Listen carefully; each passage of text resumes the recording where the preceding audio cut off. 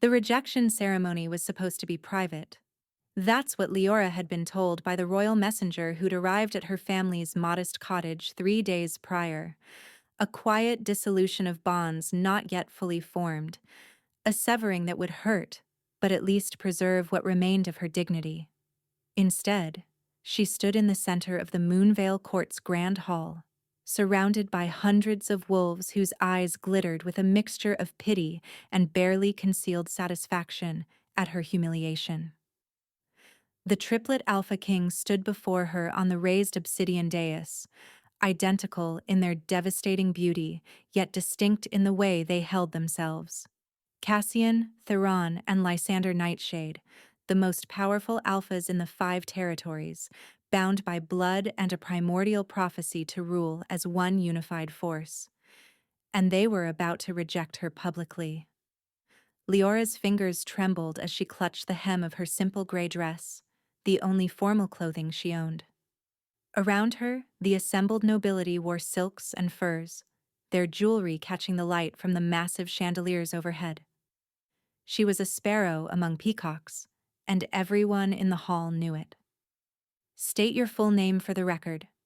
Cassian's voice cut through the hushed whispers like a blade through silk. He was the eldest by mere minutes, the strategist, the one whose storm-gray eyes could dissect a person's worth with a single glance. Those eyes swept over her now with cold dismissal. Leora lifted her chin, forcing her voice steady despite the way her heart hammered against her ribs.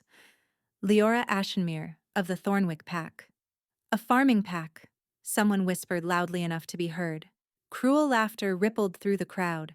Theron stepped forward, his muscular frame radiating the controlled violence of a born warrior. Where Cassian was calculation, Theron was pure, brutal efficiency. "Do you understand why you've been summoned, Miss Ashenmere?"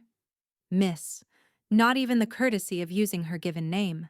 Leora felt the word like a slap, but she kept her expression neutral. "I was told the bond would be severed." "The bond?" Lysander spoke for the first time, and despite everything, Leora felt her treacherous heart skip. He was the youngest triplet, the one whose amber eyes had once looked at her with something that might have been warmth during their 3 brief encounters. The empath, they called him. The one who could feel the emotions of those around him. "There is no bond, Miss Ashenmere. That's precisely the problem." The words struck deeper than any blade could have. 6 weeks ago, the primordial moonstone, a relic that chose compatible mates for the royal bloodline, had glowed in Leora's presence. Not brightly, not with the legendary brilliance described in the old tales, but it had glowed, faintly, enough that the Council of Elders had declared her a potential mate for the triplets. Potential. Not confirmed. Not chosen. Just potential. The moonstone's light was barely a flicker, Cassian continued, his tone clinical, as if he were discussing crop yields rather than destroying someone's future. The elders were mistaken to interpret such a weak response as a true mating sign. "We require a queen who can stand beside us in power," Theron added, his voice echoing through the hall. "Not a farmer's daughter who can barely shift into her wolf form." The crowd's murmurs grew louder. Leora felt heat crawl up her neck, but she refused to look away from the 3 males who held her fate in their hands. It was true. Her wolf was small, barely larger than a common gray wolf, with none of the supernatural size or strength that marked true alpha bloodlines. But that didn't make the public acknowledgement hurt any less. "In the 6 weeks since the false calling," Lysander said, and there was the barest hint of something in his voice. "Regret? Guilt," before it vanished. "We have searched for any sign of a true bond forming. There has been nothing. No connection. No recognition of mate bond between us." "Because you never gave it a chance to form," Leora wanted to scream. "Because you kept me at arm's length, allowed me only 3 supervised visits, treated me like a curiosity rather than a person." But she said nothing. What good would it do? "Therefore," Cassian's voice rang out with formal authority, "we, The Triplet Alpha Kings of the Silverwood Territories do formally and publicly reject the bond suggestion made by the Council of Elders. We reject you, Leora Ashenmere, as a potential mate and future queen."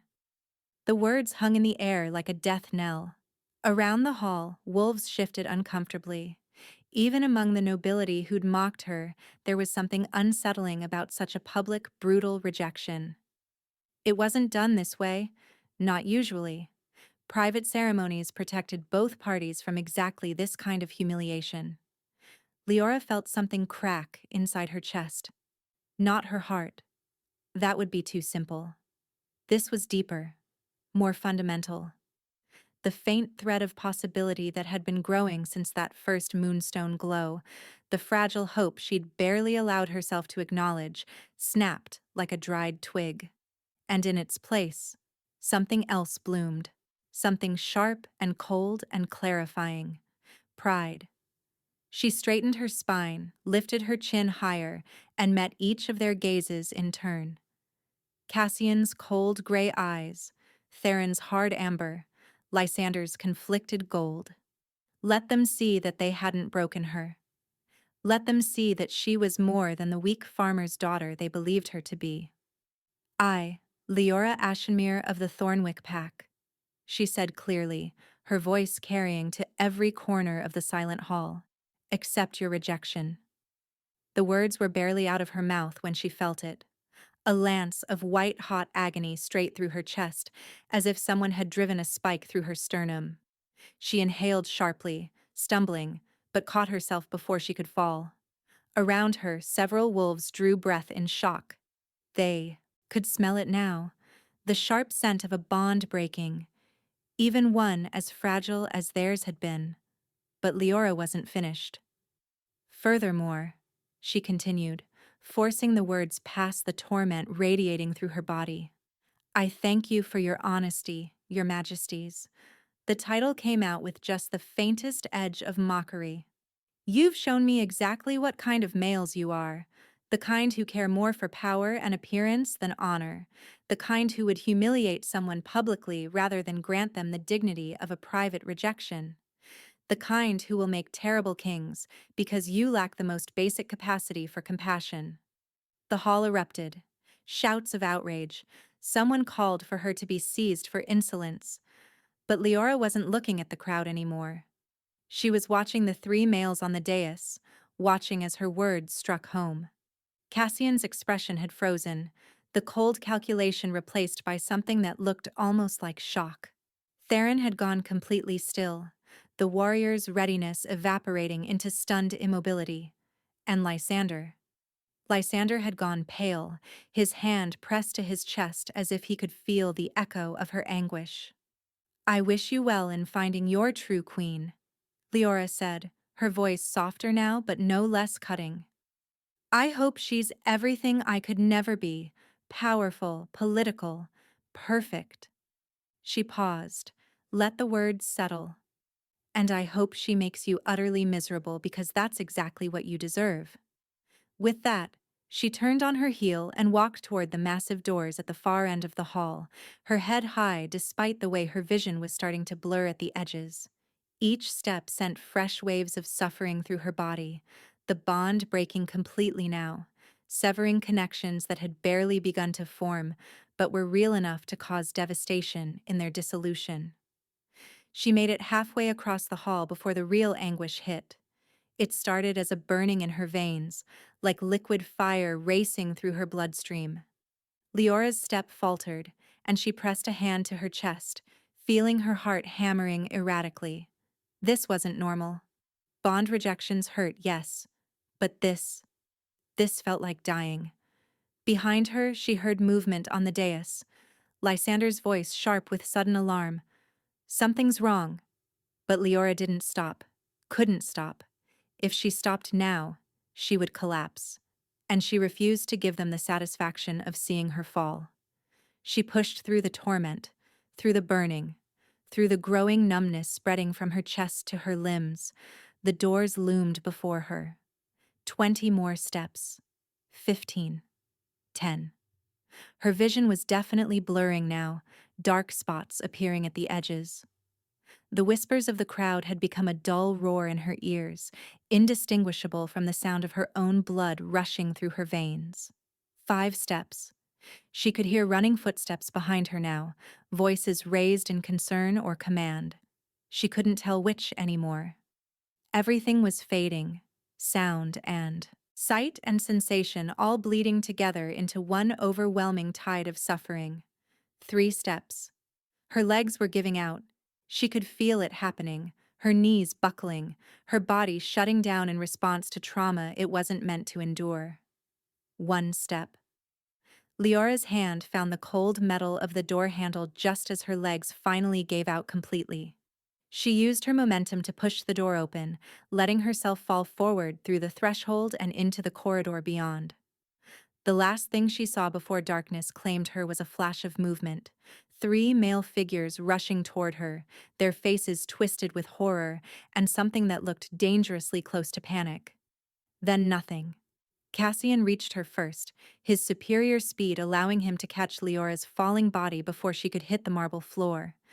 The moment his hands touched her skin, he recoiled as if burned. She was on fire, not metaphorically. Her skin was literally radiating heat so intense it was excruciating to touch. Her face had gone from pale to flushed, sweat beading on her forehead despite the cool temperature of the corridor. Her eyes were closed, her breathing rapid and shallow. "Get a healer!" Theron shouted, dropping to his knees beside his brother. "Now!" The crowd from the grand hall had surged forward, nobles and courtiers pressing through the doorway to witness the spectacle. Their shocked reactions and hurried whispers created a cacophony that made Cassian's head pound. Lysander pushed through, his face ashen.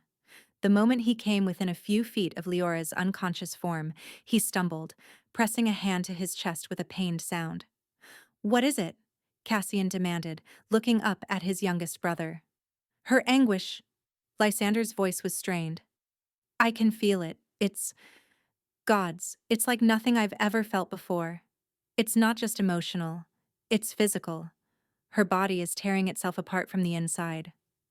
"That's impossible," Theron said, but his voice lacked conviction. "Rejection sickness doesn't...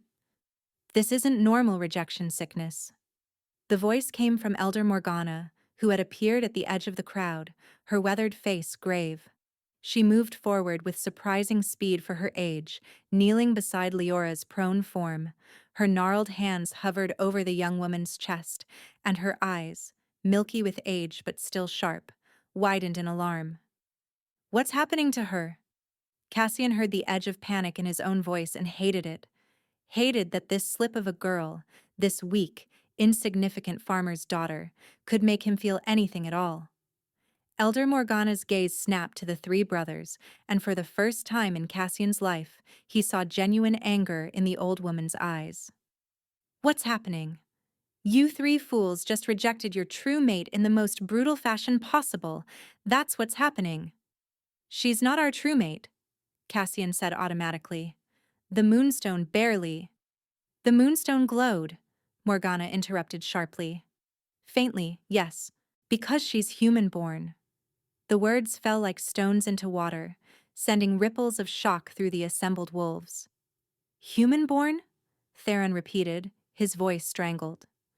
"Her mother was human. Her father was a low-ranking wolf from Thornwick. Their mating produced a daughter with diluted wolf blood. Weak by our standards, but still pack." Morgana's hands moved over Leora's body, examining, assessing. "The moonstone recognized her as your mate despite her mixed heritage. The weak glow wasn't a sign of incompatibility. It was adjusted for her diminished power. For her, that flicker was the equivalent of the brilliant blaze it shows for pure bloodmates." Cassian felt as if the ground had dropped out from beneath him. "Why weren't we told?" "Because it wasn't relevant." Morgana's voice cracked like a whip. "A mate is a mate, regardless of bloodline. Or it should be. But you 3 were so concerned with appearances, with finding a queen who looked powerful enough to stand beside you, that you couldn't see what was right in front of you." Lysander had sunk to the floor, his face buried in his hands. Through their brother bond, Cassian could feel his youngest brother's anguish, the empathic feedback loop of Leora's suffering and Lysander's horror creating something unbearable. "Can you save her?" Theron's voice was quiet, deadly serious. Morgana's expression was grim. "I don't know. In all my centuries, I've never seen a true mate bond rejected so completely. Usually there's hesitation, reluctance. The bond forms slowly over time before a rejection might occur, giving both parties a chance to adjust. But this," she gestured to Leora's trembling form, "you rejected her before the bond could properly establish itself. Her wolf is trying to sever something that was barely there to begin with, and the incomplete connection is causing catastrophic damage." "There must be something," Cassian started. "If there is, I haven't found it yet." Morgana stood, her joints cracking. "I'll take her to the healing ward, but understand this, your majesties." The title dripped with disdain. "If she dies, her death is on your hands.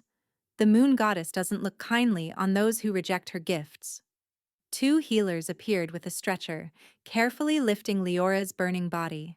As they carried her away, Cassian noticed something that made his blood run cold. Where her skin had touched his hands, there were marks.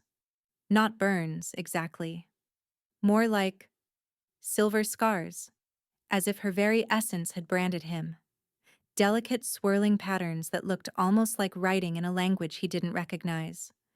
He looked at his brothers and saw identical marks on Theron's arms where he'd tried to help catch her, and on Lysander's hands where he'd reached out in instinctive comfort. The physical manifestation of a bond they'd just destroyed. 3 hours later, Cassian stood in his private study, staring at the silver marks on his palms. They hadn't faded. If anything, they'd grown, more pronounced, the delicate patterns spreading up his wrists like vines. The door opened without a knock. Only his brothers would dare such familiarity. "She's stable," Theron announced without preamble, though his face said the news wasn't entirely good. "For now. Her fever broke an hour ago, but Morgana says her body is in a state of shock. The bond severing caused damage they're still trying to assess." "Will she live?" Cassian asked, surprised by how much the answer mattered. "Morgana doesn't know." Lysander's voice was hoarse, as if he'd been screaming. Perhaps he had.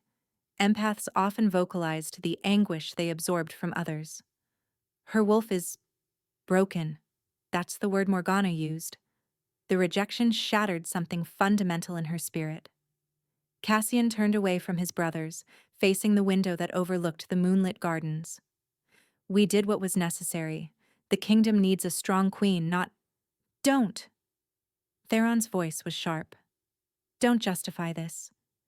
We humiliated her publicly because we were too proud to admit that the Moonstone might have chosen someone unexpected."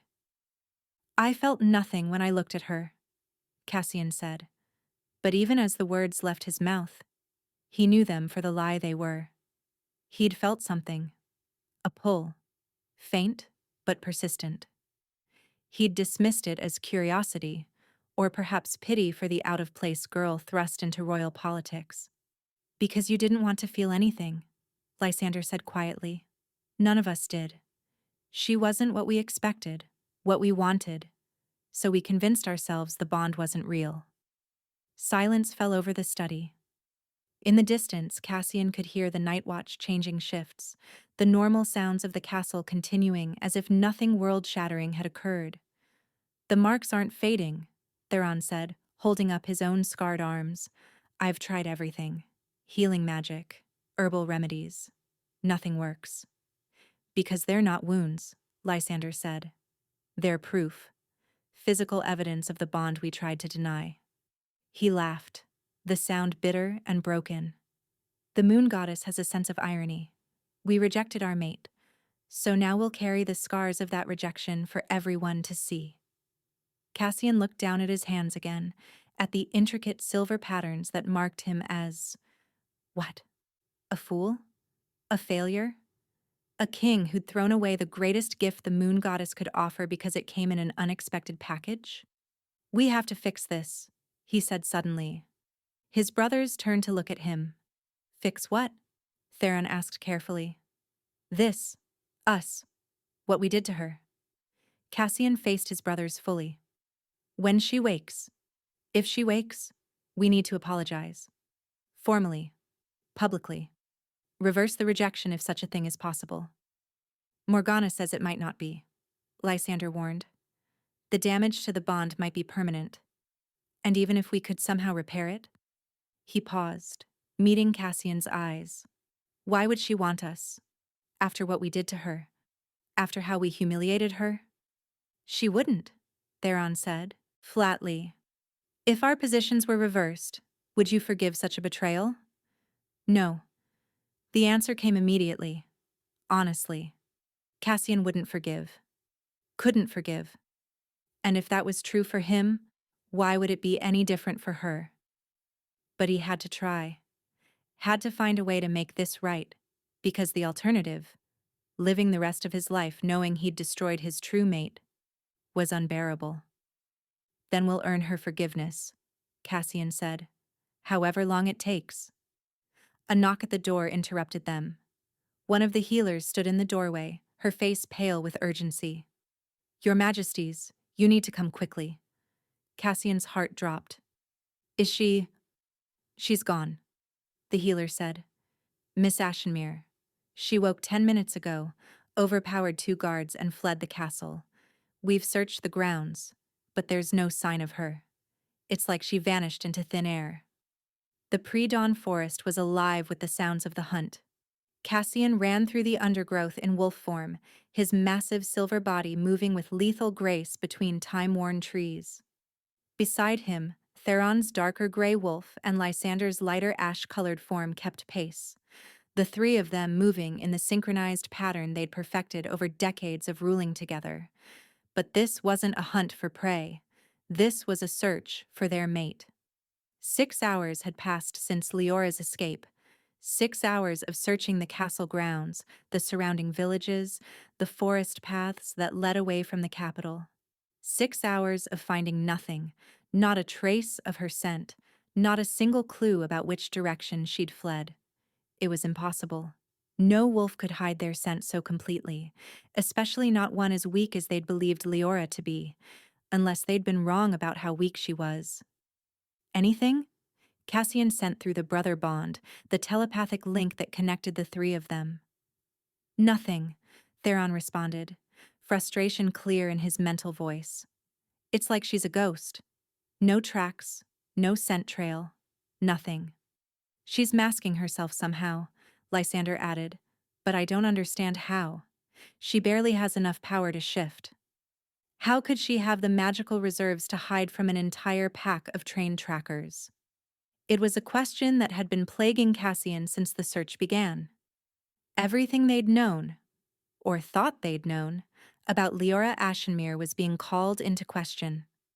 Weak farmer's daughter who could barely shift?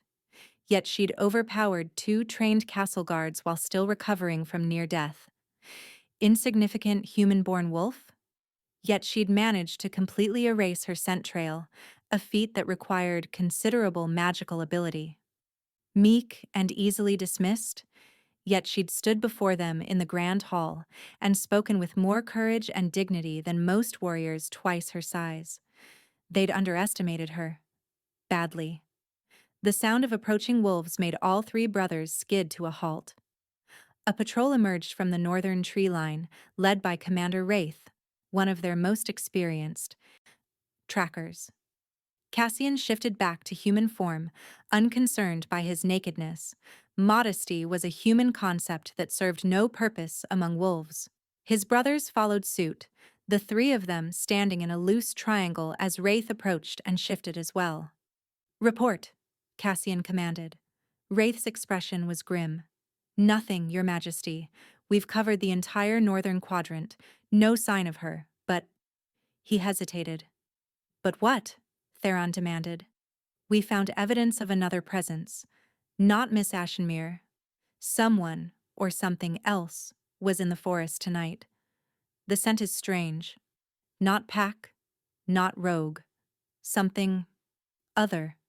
A chill ran down Cassian's spine. Other how? I'm not certain, but if I had to guess? Wraith met his king's eyes. Witch magic. There's a residue in the air. Faint, but present. Someone used powerful magic in these woods within the last few hours. Lysander stepped forward. You're saying a witch took her? I'm saying a witch was here, Wraith corrected.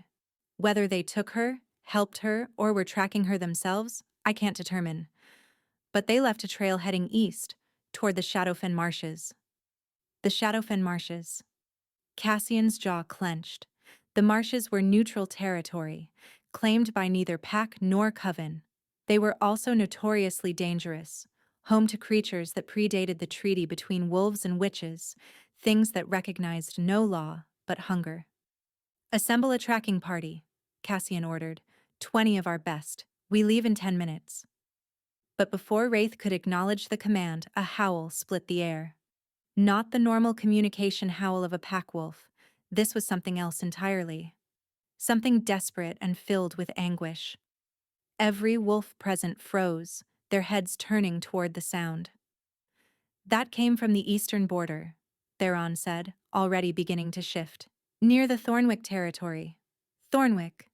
Leora's home pack. Without another word, all three brothers shifted and ran. They covered the miles to the Thornwick border in minutes, their powerful bodies eating up ground with supernatural speed. But as they approached the small farming community, Cassian felt his blood turn to ice. Smoke. He could smell smoke, and beneath it, the copper tang of blood. They burst into the clearing that housed Thornwick's central village to find chaos. Buildings burning, bodies on the ground. Survivors huddled in terrified groups, many bearing wounds from what had clearly been an attack. And in the center of it all, illuminated by the flames, stood a figure in dark robes marked with symbols that made Cassian's skin crawl. A witch. But not just any witch.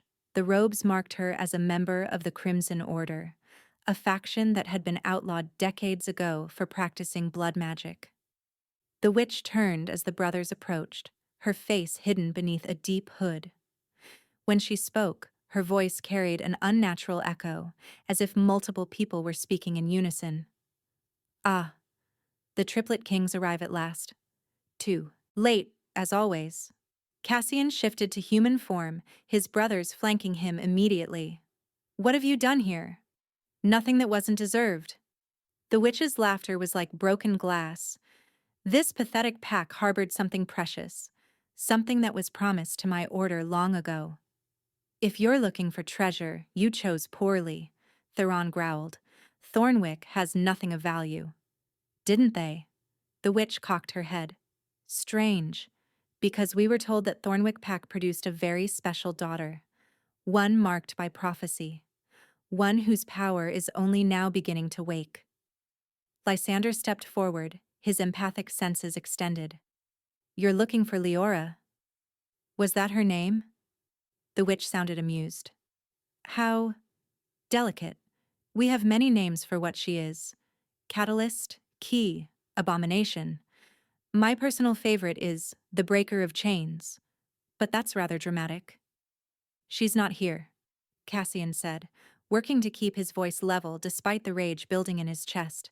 These people, Leora's people, had been attacked because of her, because of something she was, something none of them had known about. Oh, I know she's not here. The witch gestured carelessly at the burning village. These simpletons told us she fled to the capital weeks ago. Something about being chosen by the Moonstone?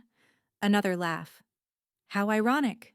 The kings claim their mate, only to reject her before she can fully come into her power. The moon goddess must be laughing herself sick. What power? Lysander demanded. What are you talking about? You really don't know, do you? The witch's amusement was palpable. The great Triplet Kings, so concerned with breeding and bloodlines, and you didn't even recognize what you had. Your little farmer's daughter isn't weak, your majesties. She's dormant. There's a difference. Before any of them could respond, the witch raised her arms and the ground beneath their feet began to tremble. A dormant power that, when awakened, could reshape the balance between all our kinds. The witch continued, her voice rising.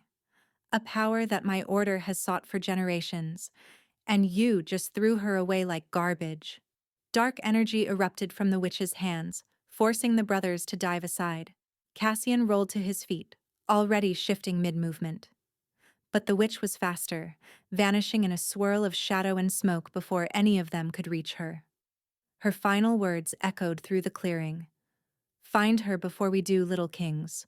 Or what happened here tonight will seem merciful compared to what's coming. Then she was gone, leaving only destruction and too many questions in her wake. Cassian shifted back to human form, surveying the damage. Theron was already moving among the survivors, helping the injured. Lysander stood frozen, his face pale with shock. She's in danger, Lysander whispered. Leora, she's not just running from us. She's running from them. And she doesn't even know what she's running toward. Cassian felt something cold and heavy settle in his chest. They'd rejected her, humiliated her, driven her away into a world where powerful, dangerous beings were hunting her for reasons none of them understood.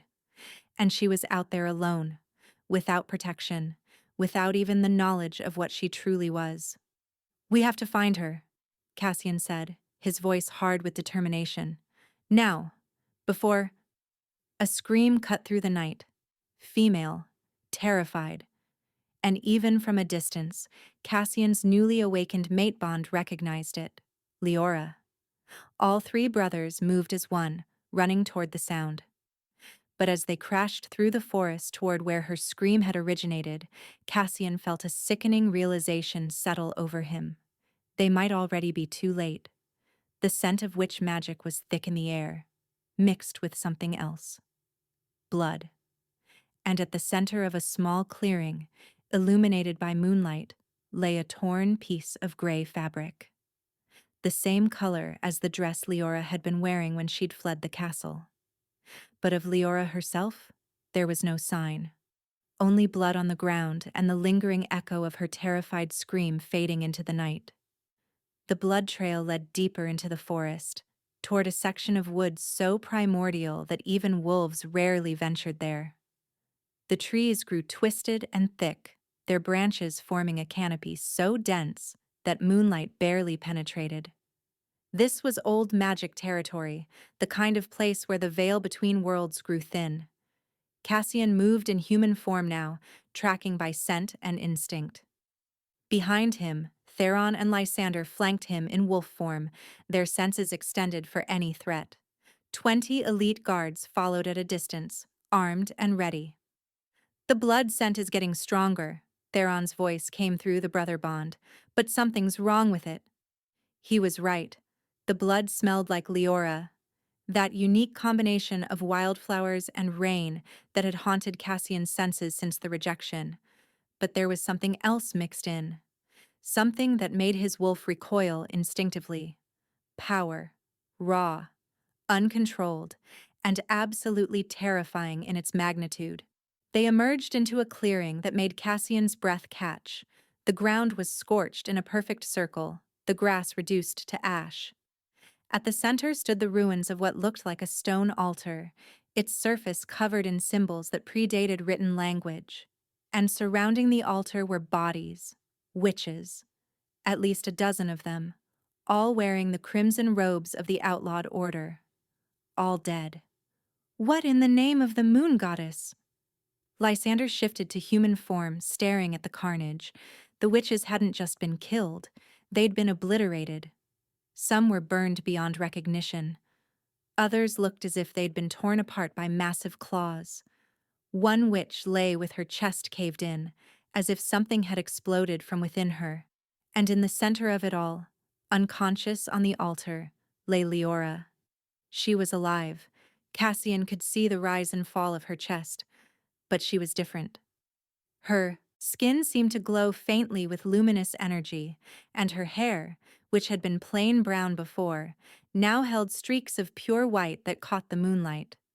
The torn gray dress was soaked with blood, but when Cassian approached cautiously, he realized with shock that none of it was hers. It's the witch's blood, Theron said, kneeling beside one of the bodies.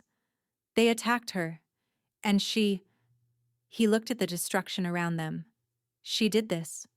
Impossible, Cassian breathed. She doesn't have this kind of power. She does now. The voice came from the shadows at the edge of the clearing. Elder Morgana stepped forward, leaning heavily on her staff. Her ancient eyes surveyed the scene with a mixture of sorrow and inevitability. The rejection triggered it. Her dormant abilities awakened in self-defense. What dormant abilities? Lysander demanded. What is she? Morgana was silent for a long moment, her gaze fixed on Leora's unconscious form. Do you know the story of the first wolves, your majesties? The original pack, blessed directly by the moon goddess herself? Children's tales, Cassian said dismissively. Are they? Morgana's tone was sharp. The first wolves weren't just blessed with strength and longevity. They were given something more fundamental: the ability to bridge worlds, to walk between the mortal realm and the divine, to channel the moon goddess's power directly. She paused. That bloodline was thought to be extinct, lost centuries ago when the first pack was slaughtered by those who feared their power. Understanding crashed over Cassian like a wave, but it wasn't extinct. No, it went into hiding, diluted itself through generations of breeding with common wolves and even humans, until the power became so weak it was almost undetectable.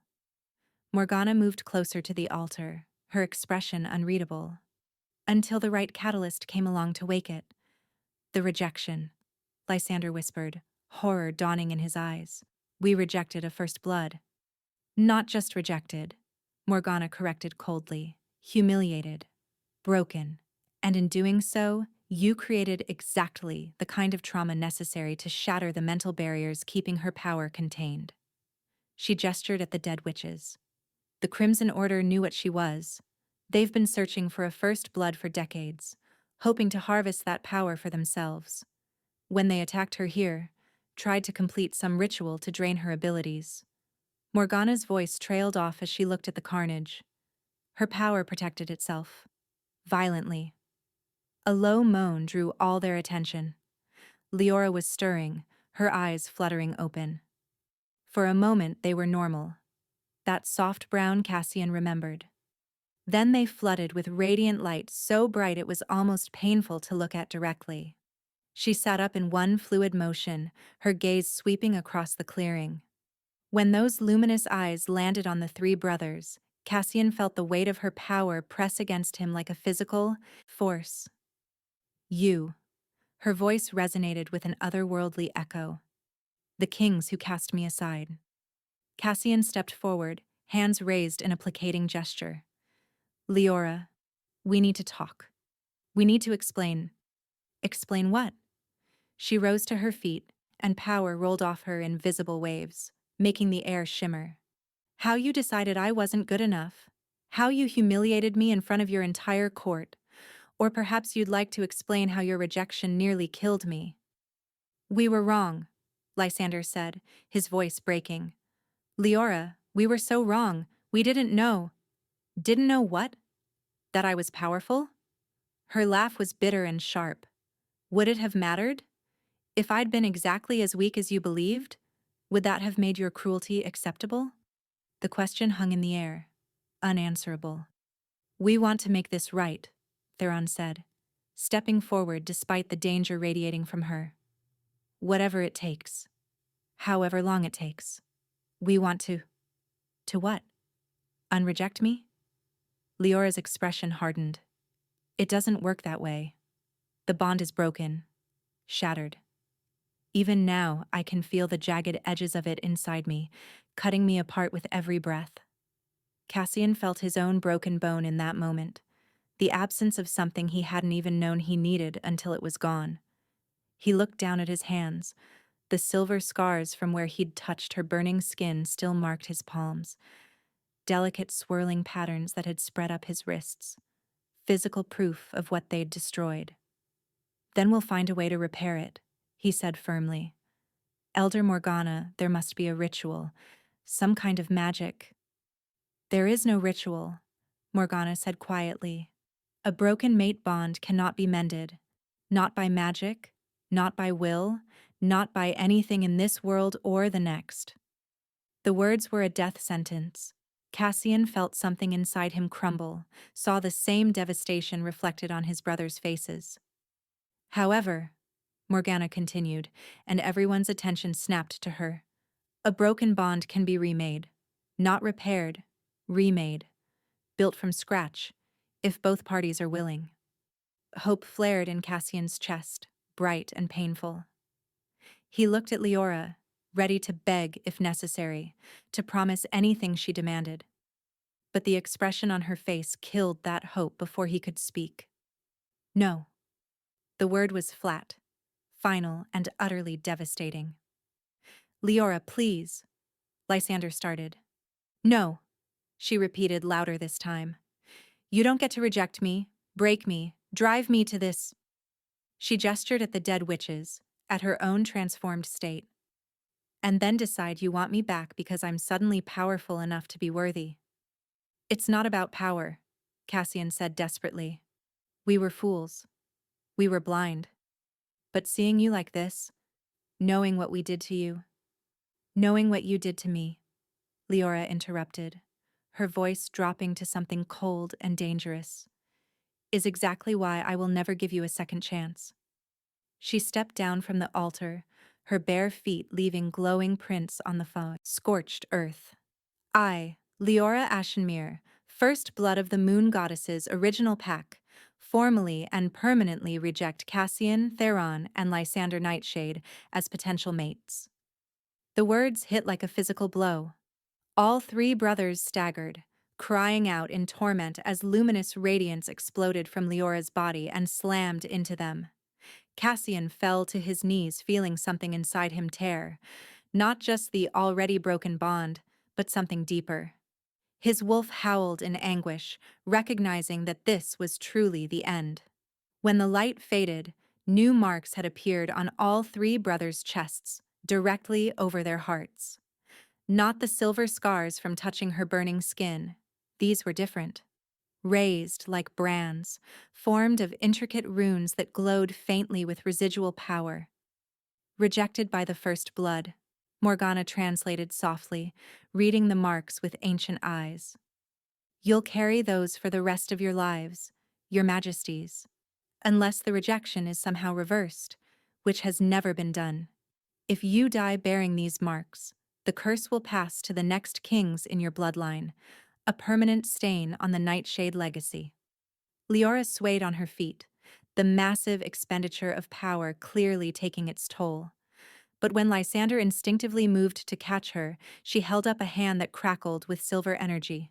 Don't touch me. Where will you go?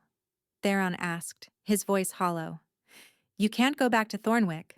The village was destroyed, and if more witches come, I'll handle it. Leora's eyes were already losing some of their luminous glow, brown bleeding back in at the edges. She looked exhausted, swaying on her feet, but her spine remained straight.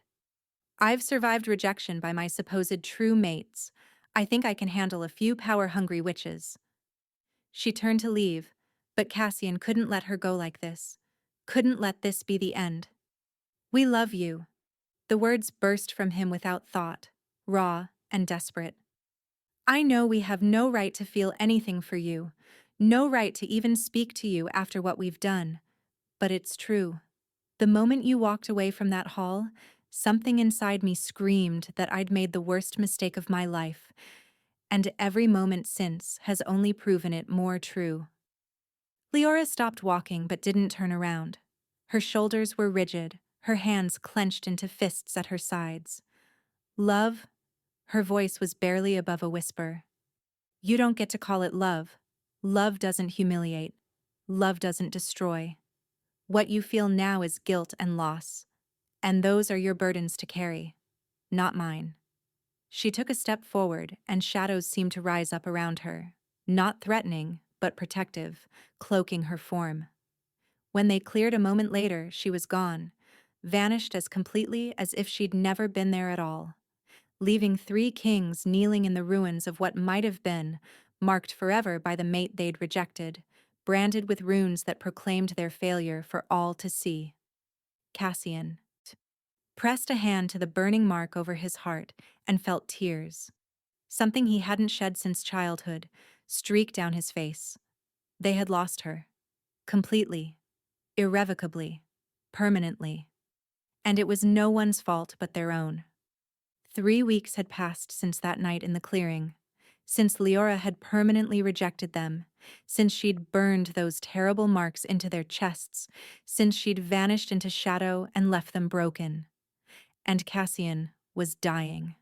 Not quickly, not dramatically, but slowly, inexorably, like a candle burning down to nothing. The healers called it severance sickness, the result of a completely rejected mate bond combined with the curse marks Leora had seared into their chests. The marks weren't just scars. They were active curses, draining their life force bit by bit, day by day, and feeding on the broken bond like parasites. Theron had collapsed first, 10 days after that night. He'd been in a council meeting, arguing with the nobles about trade agreements, when his legs had simply given out.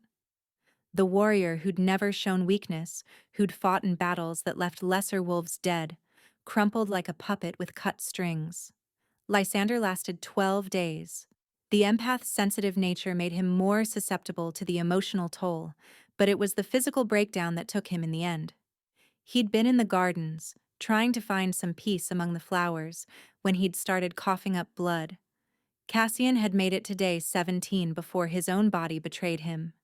He'd been too stubborn to acknowledge the weakness, the way his hands shook when he tried to hold a pen, the way his vision blurred at the edges. He'd forced himself through every day, ruling with an iron will even as his body screamed for rest, but will could only carry him so far. Now, on day 21, all 3 brothers lay in the royal healing ward, in beds arranged in a triangle so they could see each other. Elder Morgana and her team of healers moved between them constantly, trying every remedy, every spell, and every healing technique known to wolfkind. Nothing worked.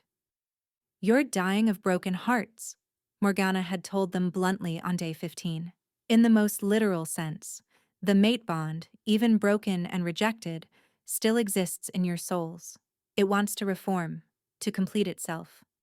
But Leora's permanent rejection made that impossible, so your bodies are slowly shutting down, unable to reconcile what your souls need with what can never be.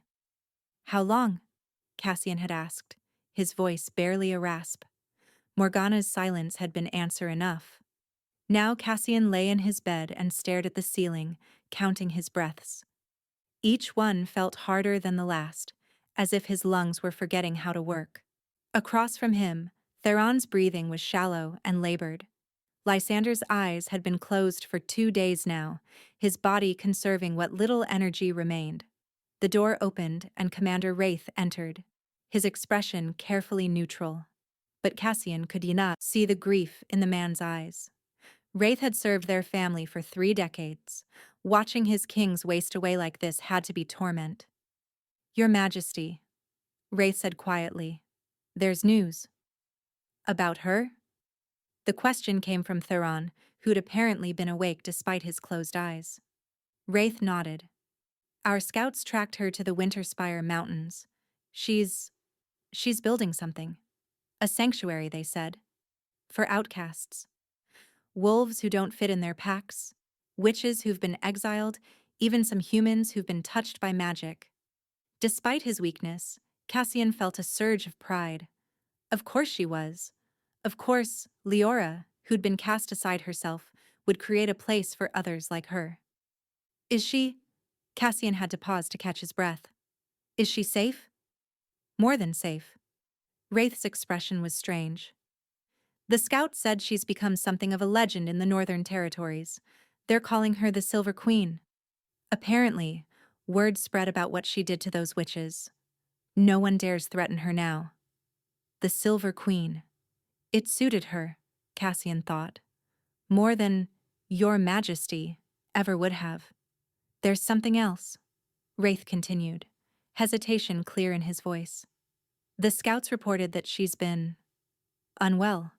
She collapsed 3 days ago during a construction project.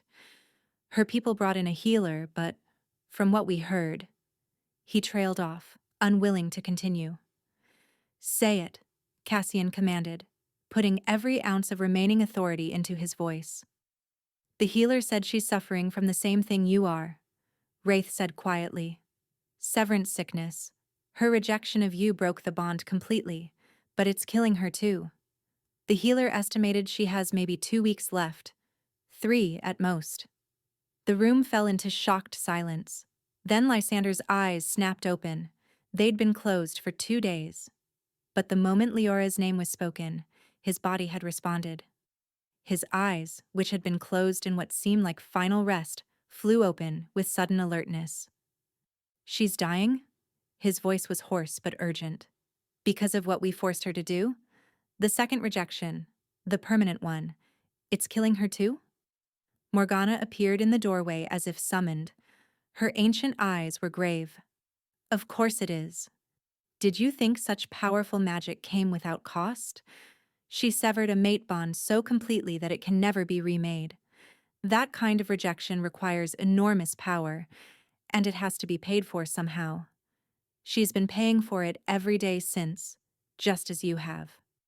Cassian tried to sit up and failed, his arms too weak to support his weight. We have to go to her.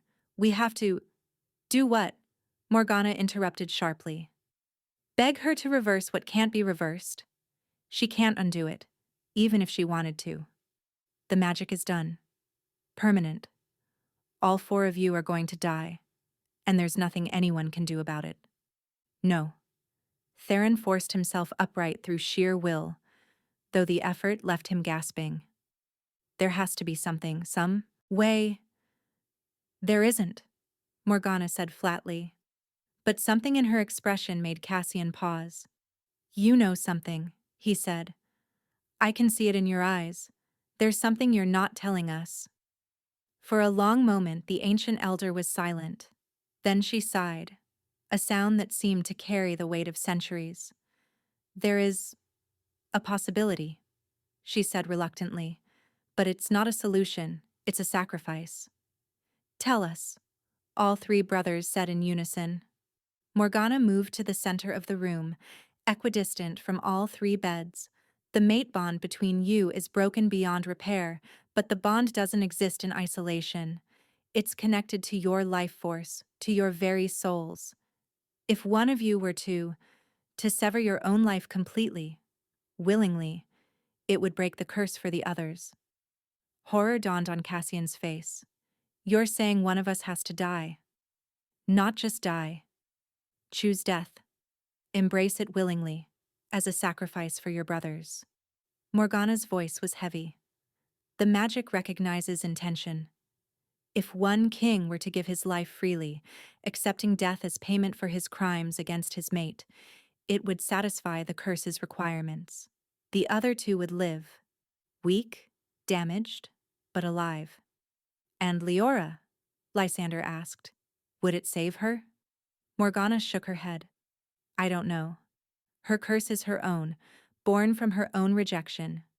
But it's possible that such a sacrifice might weaken it enough for her to survive, or it might do nothing. There's no way to know. Silence fell over the room like a shroud.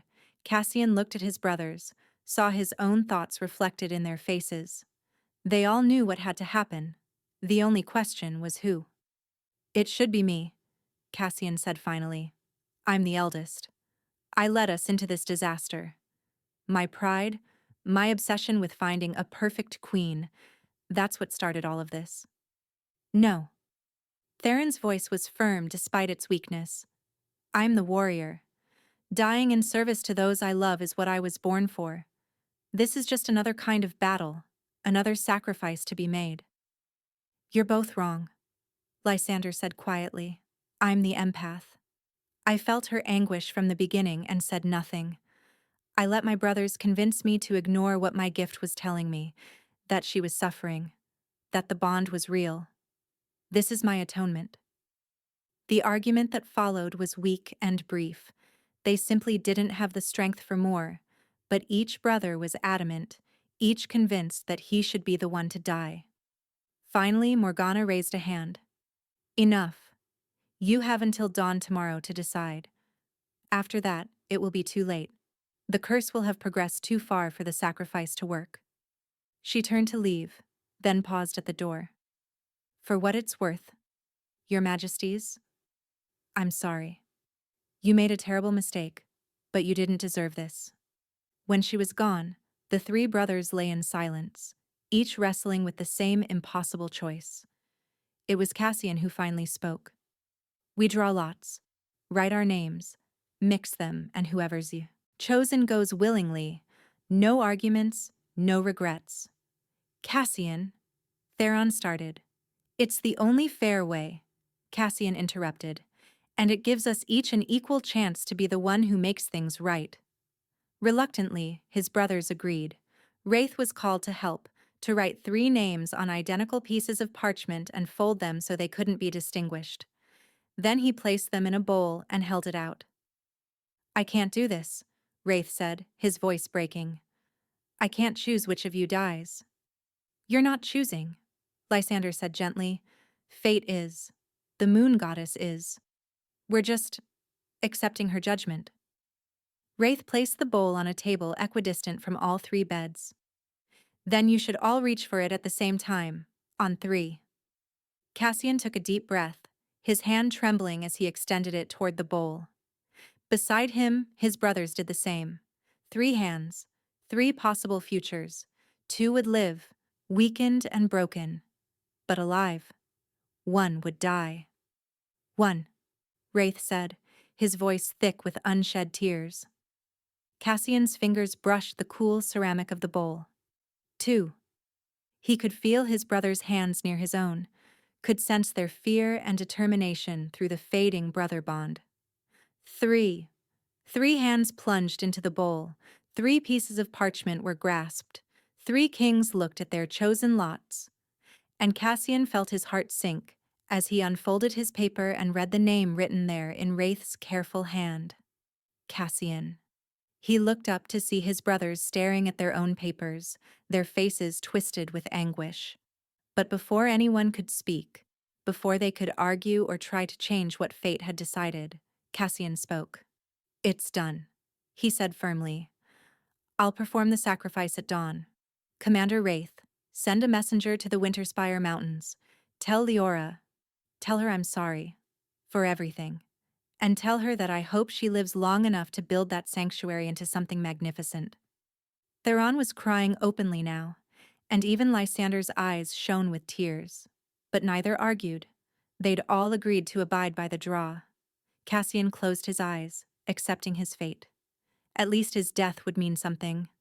At least he could give his brothers a chance to live, to perhaps find their own mates someday, and to be better kings than he had been. At least he could die, knowing he'd finally done something right. Dawn was still an hour away when the doors to the healing ward burst open. Cassian jerked awake from his uneasy sleep, his hand instinctively going to the knife that wasn't there. Weapons had been removed from the ward days ago to prevent exactly the kind of desperate act he was planning. But it wasn't an assassin or a threat. It was her. Leora stood in the doorway, her chest heaving as if she'd been running. Her silver-streaked hair, the white strands more pronounced than before, was wild around her face, and those eyes, sometimes brown, sometimes silver, now flickering rapidly between the two, locked onto him with an intensity that stole what little breath he had left. She looked terrible. Her skin had a grayish pallor, and she was so thin that her bones stood out sharply beneath her clothing.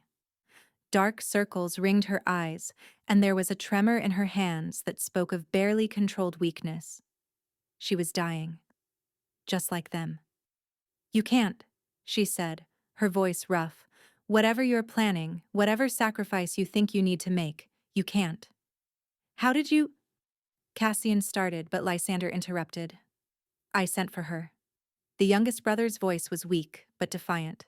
His eyes, which had been closed for 2 days, had snapped open the moment Leora's scent filled the room. Even in his weakened state, his body recognized his mate. Last night, after we drew lots, I sent Commander Wraith with a message. I told her what we were planning to do. Lysander, Theron said, betrayal clear in his tone. We agreed. I agreed to let fate choose, Lysander interrupted. I never agreed to let my brother die without giving her a chance to know, to choose for herself whether she wanted to stop it. Leora moved into the room with jerky, unsteady steps. She looked at each of them in turn, and Cassian saw something break in her expression. You're all dying. Because of me. Because of what we forced you to do, Cassian corrected gently.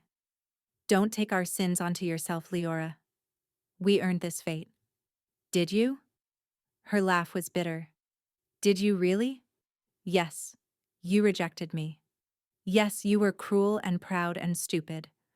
But does that crime deserve death?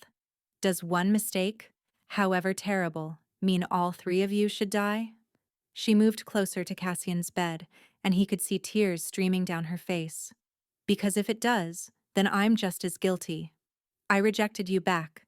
I cursed you with permanent marks. I condemned you to this fate. So if you deserve death, then so do I. That's different, Theron protested. You were protecting yourself. We were the ones who… Stop. Leora's voice cracked with power, making the room tremble. Stop trying to be noble. Stop trying to sacrifice yourselves. Because here's the truth you need to hear. If any one of you dies, I die too. Not eventually. Immediately. The curse I placed on you is tied to my own life force. When one of you stops breathing, so do I. Morgana appeared in the doorway, her expression unreadable. She's telling the truth. I suspected as much, but I couldn't be certain until I examined her. The magic she used to sever the bond so completely required a blood price. Her own. She's been dying in tandem with you, but if you go first, the feedback will kill her instantly. Horror crashed over Cassian. His sacrifice, the one thing he'd thought he could do to make things right, would actually kill her too. So what do we do? Lysander asked desperately. There has to be something. Some way to save at least some of us. There is one way, Leora said quietly. She moved to stand at the center of the room, equidistant from all three beds, mirroring Morgana's position from the night before. But it requires all of us to agree, to choose it together. What way? Cassian demanded. Leora took a shaking breath. We remake the bond. Not repair. Remake. Build it from nothing, with full knowledge of what we're doing. With intention and choice, and… She paused. With forgiveness. You said that was impossible, Theron protested. You said the rejection was permanent. I said it couldn't be undone, Leora corrected.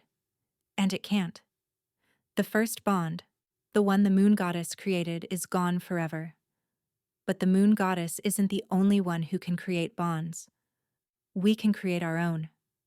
It won't be the same. It won't have the same divine blessing, the same inherent strength. But if we all choose it willingly, if we build it together… She swayed on her feet. It might be enough to save us all. Or it might kill us all, Morgana said bluntly. Creating a mate bond from nothing, while all four of you are this weak, while fighting against a curse this powerful, the magical requirements are immense. The chances of success are… minimal. How minimal? Cassian asked. Truthfully, less than 10%. Morgana's ancient eyes were sad. But it's more than the 0% chance you have otherwise. Silence fell over the room as each of them processed this. A 10% chance of survival. And it required Leora to bind herself to the males who'd rejected her, hurt her, and driven her to this point. Why? Cassian asked softly, looking at Leora. Why would you even consider this? We don't deserve… No, Leora interrupted. You don't. None of us deserve second chances if we're being honest. But the alternative is that we all die, and that accomplishes nothing except proving that anguish and pride are stronger than the possibility of forgiveness. She met his eyes, and for the first time since the rejection, he saw something other than anger and hurt there. He saw hope, fragile and tentative, but real. I don't want to die hating you. I don't want my last thought to be of the kings who rejected me. I want to at least try to build something different. Even if it fails? Theron asked. Even if we all die in the attempt? At least we'll die trying to save each other instead of punishing each other, Leora said. That has to count for something. Cassian looked at his brothers, saw the same desperate hope in their faces that he felt in his own chest. It was a gamble. A terrible, probably fatal gamble. But it was also the only chance they had. How do we do this? He asked. Morgana stepped forward, her expression grave. It requires a blood ritual. All 4 of you must be conscious and willing. You'll need to speak binding vows to each other, not the traditional mate vows, but something personal, something true. And then you'll need to seal it with blood and power. She paused. The suffering will be immense. If any one of you loses consciousness or breaks, the circle before it's complete, you'll all die. We can handle suffering, Theron said, forcing himself to sit up despite the way the movement made him gasp. We're dying anyway. What's a little more torment? Lysander pushed himself upright as well, trembling with the effort. Tell us what to do. With Morgana's guidance and Wraith's help, the 3 brothers were moved to sitting positions on the floor, forming a triangle. Leora took her place at the center, sitting cross-legged with her hands resting on her knees. You'll each need to cut your palms, Morgana instructed, handing them ceremonial knives. When I give the signal, press your bleeding palm to hers. The connection of blood will allow your life forces to mingle, to search for points of compatibility. From there, you must speak your vows. Not to the moon goddess, but to each other. Promises you truly intend to keep. Cassian took the knife with shaking hands. Beside him, his brothers did the same. All 3 cut their palms simultaneously, blood welling up immediately. Leora took the 4th knife and cut her own palm without hesitation, her face set with determination. Begin, Morgana said. 3 male hands reached out, pressing bleeding palms against Leora's. The moment contact was made, power exploded through the room. Cassian inhaled sharply as he felt not just Leora's life force, but his brother's as well, suddenly intimately connected to his own. He could feel Theron's stubborn determination, Lysander's empathic sensitivity, and Leora's fierce, brilliant strength. And beneath it all, he could feel the curse, the dark magic that was slowly killing them all. It wrapped around their life forces like thorns, squeezing, draining, and destroying. Speak your vows, Morgana commanded.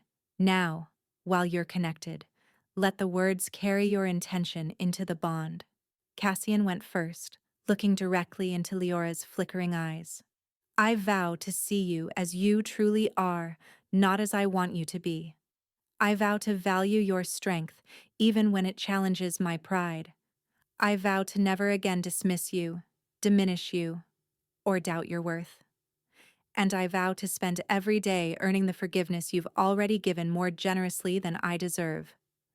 Theron spoke next, his voice rough with emotion. I vow to protect you with everything I am, not because you're weak, but because you're precious. I vow to listen before I judge, to understand before I act. I vow to be the warrior you need, not the one I thought you should want. And I vow to fight for us, for this bond we're building with every breath I have left. Lysander's voice was barely above a whisper, but it carried clearly in the charged atmosphere. I vow to honor your emotions as equal to my own.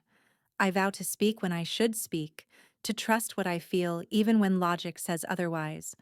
I vow to be brave enough to be vulnerable with you, to let you see all of me, the good, the damaged, the uncertain. And I vow to love you not in spite of your scars, but because they prove you're a survivor. Then it was Leora's turn. She looked at each of them in turn, her eyes shining with tears.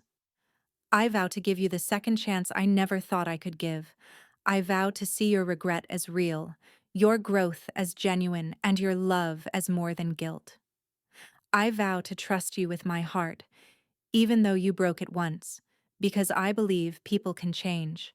And I vow to build this bond with you as equals, four souls choosing each other, not because fate demanded it, but because we decided we were worth fighting for.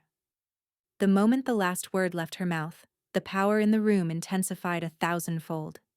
Cassian screamed as he felt the curse react violently to the new bond forming, as it tried to strangle the fragile connection before it could fully establish itself. But the curse hadn't anticipated one thing: Leora's power. Radiant light exploded from her body, flooding into the bond they were creating. And unlike before, when her power had been wild and uncontrolled, this was focused, purposeful. She was using her first blood abilities not to destroy, but to create, to build, to heal. The curse fought back, dark magic clashing with luminous radiance. The torment was excruciating. Cassian felt like he was being torn apart from the inside, every nerve ending on fire. Beside him, he could hear his brothers crying out, could feel their anguish through their newly forming bond. But they didn't let go. None of them let go. Leora was glowing now, so bright it was hard to look at her directly. Her hair, already streaked with white from her awakening, seemed to pulse with luminescence, every strand transforming, the brown bleeding away until it was completely silver white, radiant as moonlight. Her eyes blazed with pure power, no longer flickering between brown and silver, but merged into something new entirely. But that power wasn't just hers anymore. Through their joined hands, Cassian could feel it flowing into them, into their bond, into their very souls. Together, Leora gasped, her voice resonating with divine authority. Push together. Force the curse out. Cassian understood instinctively. Their bond wasn't complete yet, was still forming, still fragile. But if they could combine their strength, their will, their collective power, he reached out with everything he had, feeling his brothers do the same. 4 souls, 4 wills, 4 hearts beating as one. They pushed against the curse, not trying to destroy it, but simply to expel it from the space where their new bond was forming. For a moment, it seemed impossible. The curse was too strong, too deeply embedded. They were too weak, too damaged, too close to death. Then Cassian felt it, a fifth presence, vast and primordial and impossibly powerful, joining their circle. The moon goddess herself, drawn by their determination, their willingness to choose each other despite everything. She didn't repair the bond they'd broken. That was still impossible, still, beyond even divine power to fix. But she blessed the new bond they were building, poured her divine strength into their mortal efforts, and tipped the balance just enough. The curse shattered. Dark magic exploded outward, dissipating into nothing as the new bond completed itself with a flash of brilliant light so intense that everyone in the room had to shield their eyes. When the light faded, all 4 of them collapsed, hands still joined, breathing hard. Cassian realized with stunned wonder that the anguish was gone. Not just lessened, completely gone. He pressed a hand to his chest where the curse marks had burned for weeks and felt warmth. Not the searing heat of the curse, but something gentle, comforting. He looked down and saw that the runes had transformed. Where they had read, "Rejected by the first blood," they now proclaimed something new, "Chosen by the first blood." Beside him, his brothers bore identical marks, their faces slack with shock and relief. And at the center of their circle, Leora lay with her eyes closed, her chest rising and falling with steady breaths. The grayish pallor had faded from her skin, replaced by a healthy glow. The tremor in her hands had stilled. She was alive. They were all alive. "Impossible," Morgana breathed, staring at them with awe. "You did it. You actually did it." Leora's eyes fluttered open, And this time they were a new color.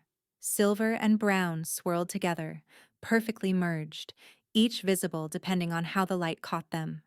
She smiled, weak but genuine, and Cassian felt that smile through their new bond like sunshine after a storm. "We did it," she whispered. Then, looking at each of them in turn, "We chose each other." Cassian wanted to respond, to say something profound and meaningful, but his body, pushed far beyond its limits, finally surrendered. He felt his brothers collapsing as well, all four of them falling into unconsciousness not from injury or curse, but from simple, complete exhaustion. His last thought before darkness claimed him was one of peace. Whatever happened next, whatever challenges they would face them together. As mates, as equals, as four souls who had been given an impossible second chance and seized it with both hands. 3 months later, Leora stood on the balcony of the Winterspire Sanctuary, watching the sunset paint the mountains in shades of gold and crimson. Behind her, she could hear the sounds of the growing community, wolves laughing, children playing, the rhythmic hammering of construction as more buildings were added to house the ever-increasing number of outcasts who'd found their way here. The Silver Queen's Sanctuary. That's what they called it now. A place where bloodlines and purity didn't matter, where strength was measured in compassion rather than power, where everyone was welcome regardless of their past.